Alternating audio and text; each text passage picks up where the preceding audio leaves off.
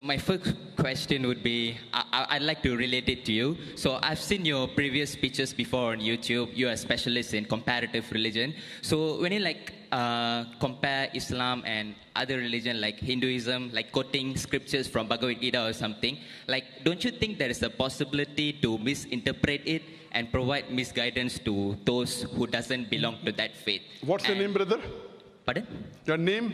Shashi Varman. Okay. And Shashi. if it is proven that there is a misinterpretation in your speech, does that mean that you failed to carry out your duty as a Muslim professional? The brother asked a very good question, a very relevant question to the topic. I'd like to thank him. His question is that I am a specialist of comparative religion. I prefer calling myself a student of comparative religion. And when I quote scriptures of other religion, like whether it be the Bhagavad Gita, whether Veda, whether Bible, and if I misinterpret that scripture, then isn't it wrong as a Muslim?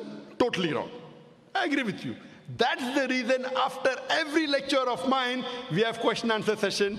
Most of the religious speaker, whether it be Hindu, whether it be Christian, whether it be Muslim, most of the majority, more than 90%, after the speech, they have no question answer session. Sheikh Didat was the first one who started, and now, mashallah, many of us, after every lecture, we have a question answer session. Why? So that if you disagree with us, you are open to ask the question. In the question answer time, if any speaker, including myself, if the questioner proves that my interpretation is wrong, if they prove to me, first I will say, I am sorry, I will take it back. If I make a mistake, as a Muslim, compulsory, I would apologize. I would first say, I'm sorry, I misunderstood your scripture. Inshallah, in future, I will not quote it. Never in my life of 25 years of dawah, more than, has a single questioner, mashallah, I can make mistakes. I'm a human being. I'm not perfect. No human being is perfect. Not a single questioner ever quoted me anything and proved me wrong. Alhamdulillah. I can be wrong. I can be wrong. Therefore, we say, ask the question. If he poses a question to me, I will counter-quote him and give him the quotation from his scholars. I will quote. What does Swami Vivekananda say? I will quote. So it is intellectual. That's the reason what we say, let's come for a debate. Friendly debate, no problem. But I'll only debate with someone who has some standing, not with every Tom, Dick and Harry. You understand?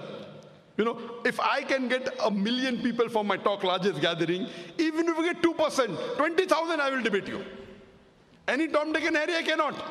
So what my reason is, if you want to debate me, you should at least be able to gather minimum 20,000 for your speech. If I can get 2 million, you at least get 2%. Okay? If you can get 20,000 for your lecture, I'm willing to debate with you. If you cannot get, you give it to someone who can get. And there are many Hindu speakers in the world. There are many Christian speakers in the world who get 100,000 and more. In India, many people.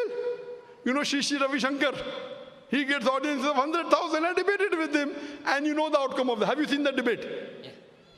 What was the outcome? What? It wasn't as I expected. Yeah. Sorry? It wasn't as I expected, yeah. Oh, it wasn't as you expected. Yeah. But did I break any rules of the debate? Pardon? Did I break any rules of the debate? No. Did I not answer all his questions? No. Did he answer my questions? No. No. One of the most famous Hindu preachers in the world, Shri Ravi Shankar. Many people call him God. But sir, how about Sadhguru? I guess he destroyed some of your points, I guess. Sadhguru from the foundation. Arrange for a dialogue, I will debate him. You arrange, I will debate him. Sadhguru is a famous person, ask him. I will debate him. There are some people who have taken his speeches and given answers. Some people, not himself. If he wants, let him arrange. No problem, I will debate him. Okay? Because I know he's famous. Any famous personality, if he wants to debate, I don't want to debate him. He wants to debate me, open, any topic. Any topic on comparative religion. Hinduism and Islam, no problem. Okay, I'm welcome. And if he points out anything in my speech which I said, which is out of context or which is not as per the Hindu scripture, I'll apologize. I will give him from where I got. All my research are not from non-Hindu scholars, from Hindu scholars. I give the reference. So most of the speakers say, yes, Zakir is right, but. Then the but comes. Many Hindus say, when you hear your speech, in 2 hours I've learned what I have not learned in 40 years of my life. Because in my speech I give references. Did Sri Ravi Shankar give any reference in his speech? Even one reference he gave. Did he give a single reference, brother? No. In my speech, how many references were there? So who's more authentic, a person who gives a reference or a person who doesn't give a reference? He could have kept a chit. There's no objection. In a debate, you can have notes in front of you, right or wrong. I don't have notes. He can have notes. Ask if Sri Ravi Shankar will have a second debate with me. Will he have? Even if you give him $1 million, he will not have. I guess he will.